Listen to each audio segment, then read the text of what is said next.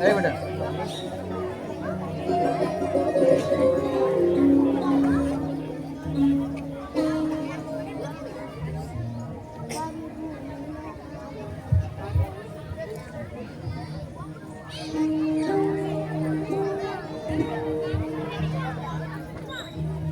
આ કચરો કોણે નાખ્યો છે? આપણને શું ખબર, કોઈ ઘરવાળા હશે. આ રીતે કચરો ના ફેંકવો જોઈએ. તમને ખબર છે આ કચરો કોણે ફેંક્યો? હા સરપંચ, અમને ખબર છે. જેણે પણ ફેંક્યો હોય તેને અહીં બોલાવી લાવો.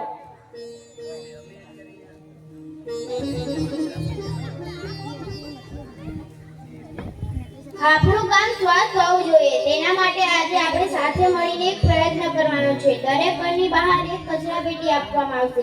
કચરો તેમાં જ ભેગો કરવો, કચરો જ્યાં ત્યાં ફેંકવો નહીં.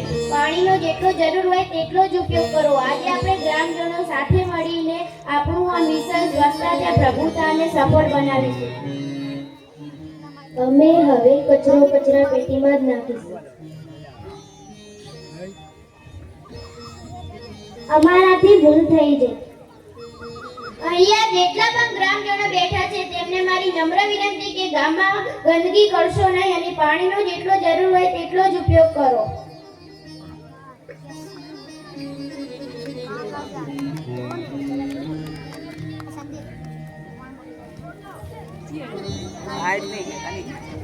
સ્વચ્છ ગામ સુંદર ગામ.